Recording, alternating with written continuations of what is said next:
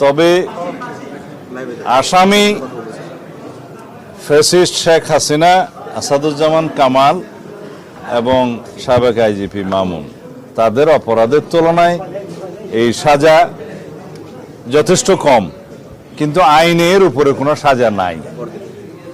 সেজন্য মাননীয় বিচারকগণ সর্বোচ্চ সাজা হিসাবে একটি অপরাধে মৃত্যু কারাদণ্ড দিয়েছে শেখ হাসিনার, আর একটি অপরাধে মৃত্যুদণ্ড, এবং অন্যান্য অপরাধগুলো বিবেচনায় নিয়ে তাদের সম্পত্তি বাজেয়াপ্ত। আসাদুজ্জামান কামালের মৃত্যুদণ্ড এবং আইজিপি মামুনের বিচার কার্যে সহযোগিতার জন্য তার সাজা কমিয়ে দেওয়া হয়েছে 5 বছর। তবে আরও অনেক মামলা তাদের বিরুদ্ধে আছে এবং সেই মামলাগুলো আশা করি ন্যায় বিচার প্রতিষ্ঠা হবে, সবাই সুবিচার পাবে।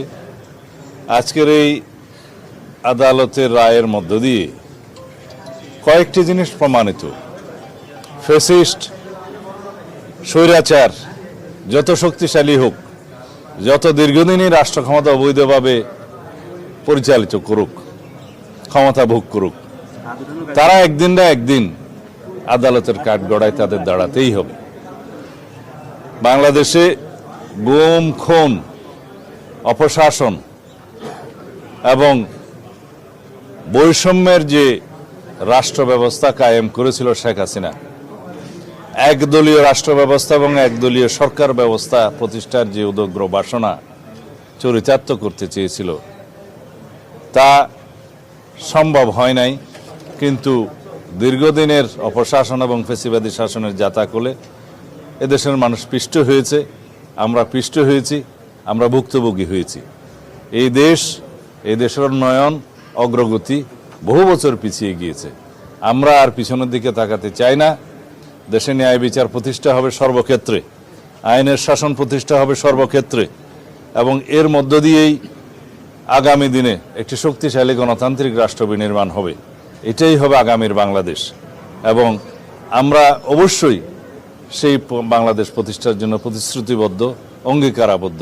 আমরা সংস্কারের মধ্য দিয়ে যাব, বাংলাদেশে আইনের শাসন প্রতিষ্ঠা করব, রাষ্ট্রে একটা ভারসাম্যমূলক রাষ্ট্র ব্যবস্থা এবং সরকার ব্যবস্থা প্রতিষ্ঠা করব ইনশাআল্লাহ। এই দেশের প্রতিটি মানুষ ভবিষ্যতে যাতে ন্যায় বিচার পায়, সেরকম রাষ্ট্র ব্যবস্থা প্রতিষ্ঠার জন্য আমরা অবশ্যই অবিরাম সংগ্রাম চালিয়ে যাব। আজকে সেটা একটা মাইল ফলক প্রতিষ্ঠা হলো। এই বিচার হচ্ছে অপরাধের তুলনায় যথেষ্ট নয়, কিন্তু এটা শুধু ন্যায় বিচার প্রতিষ্ঠা না, সামনের দিনের জন্য একটা উদাহরণ, এবং ভবিষ্যতে যাতে এই রাষ্ট্রে কেউ আর ফ্যাসিবাদী শাসন ব্যবস্থা কায়েম না করতে পারে, কেউ নিজে ফ্যাসিস্ট না হয়ে উঠতে পারে, এবং এখন নায়কতন্ত্র যাতে প্রতিষ্ঠা না হয়, তার একটি মেসাল। এটা ভবিষ্যতের জন্য একটা শিক্ষা, শুধু অতীতের জন্য বিচার নয়। এটা আমাদের